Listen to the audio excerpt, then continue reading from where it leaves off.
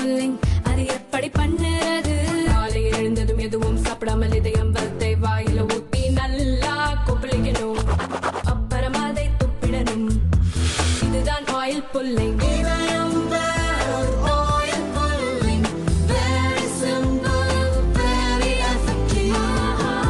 Madurai AIIMS மருத்துவமனையின் செயல் இயக்குநரும் முதன்மை செயல் அதிகாரியுமான பேராசிரியர் ஹனுமந்தராவ் வெளியிட்ட அறிக்கையில் கூறியிருப்பதாவது: மதுரை தோப்பூரில் 220 ஏக்கர் நிலப்பரப்பில் எய்ம்ஸ் மருத்துவக் கல்லூரி மற்றும் மருத்துவமனை அமைய இருக்கிறது. இதை கட்டி முடிப்பதற்கான அடிக்கல் நாட்டு விழா 2019 நடந்தது. 2024 ஆண்டு மே 22 கட்டுமான பணிகள் துவங்கின.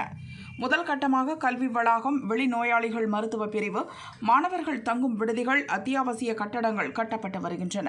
முதல் கட்டமாக இதுவரை 24% பணிகள் முடிந்துள்ளன. மீதமுள்ள பணிகள் இரண்டாவது கட்டமாக மேற்கொள்ளப்பட இருக்கின்றன. முழு கட்டுமான பணிகளும் 2027 ஆண்டு பிப்ரவரிக்குள் முடிக்க திட்டமிடப்பட்டுள்ளது. உலக தரத்தில் கட்டுமான பணிகள் நடந்து வருகின்றன. தற்போது எய்ம்ஸ் மருத்துவக் கல்லூரி ராமநாதபுரத்தில் உள்ள மாநில அரசு மருத்துவக் கல்லூரி வளாகத்தில் நடந்து வருகிறது. இந்த ஆண்டு இறுதி அல்லது அடுத்த ஆண்டு தொடக்கத்தில் மதுரை தோப்பூர் வளாகத்துக்கு கல்லூரியை மாற்ற முயற்சிகள் நடந்து வருகின்றன என பேராசிரியர் ஹனுமந்தராவ் கூறியுள்ளார்.